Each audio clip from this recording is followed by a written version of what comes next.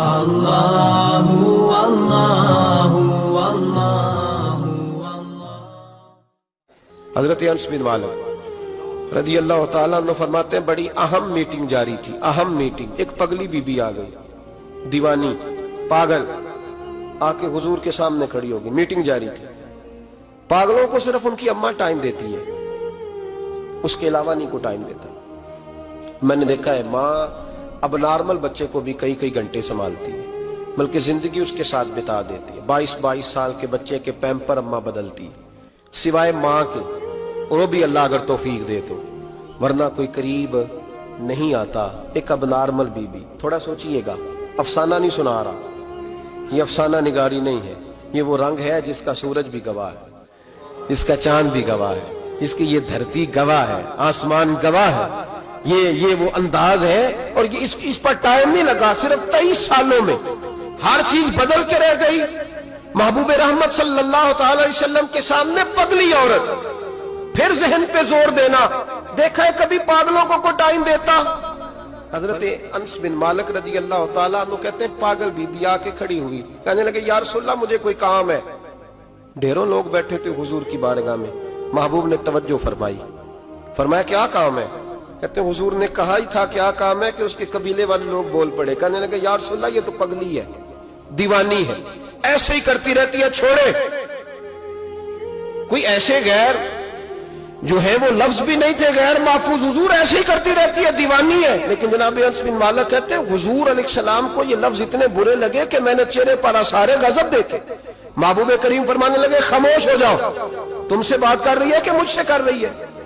تم میں سے کسی کو اس نے آواز دی؟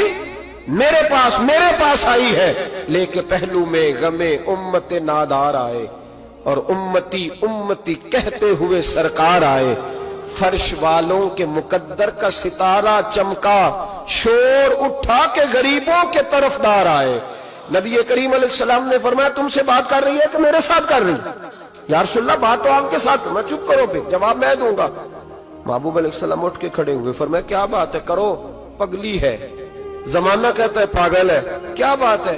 کہنے لگے حضور یہاں نہیں کرنی، میں نے اکیلے میں کرنی۔ حضرت انس کہتے ہیں حضور کو اکیلے میں لے گئی، سارا مدینہ گزر کے صحرا آ گیا، ریت پہ حضور کو بٹھا لیا، محبوب بیٹھ گئے، میں بھی پاس تھا۔ کہتے ہیں اس نے اپنے دکھ چھیڑ دیے، کہنے لگی حضور مدینے کے بہت سارے لوگ مجھے پاگل سمجھتے ہیں، میرے اپنے بھی میری بات نہیں سنتے، بچے مجھے روڑے مارتے ہیں، یا رسول اللہ کوئی وقت پہ کھانا نہیں پوچھتا، وہ جو سوال کرتی میرے محبوب تسلی کے ساتھ جواب دیتے۔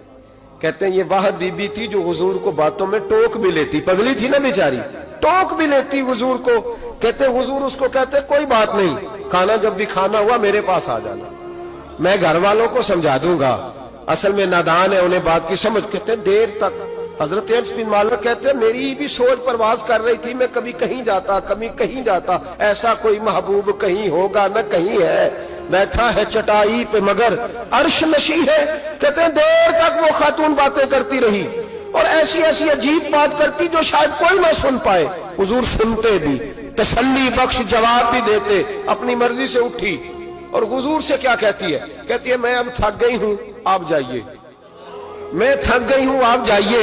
محبوب علیہ السلام فرمانے لگے اس طرح کر، ابھی تو جا، لیکن دوبارہ جب تیرا دل کرے تو آ جانا، مجھے کوئی روک ٹھوک نہیں ہے، جب تیری طبیعت چاہے۔ بھائی یہ وہ انقلاب ہے جو رسول رحمت سید عالم صلی اللہ علیہ وسلم کا برپا کردہ ہے۔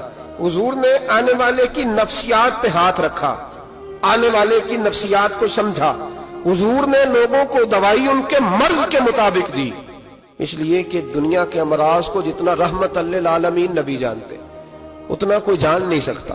حضور نے کبھی بشیر بن کے کسی کو دوائی دی تو کبھی نذیر بن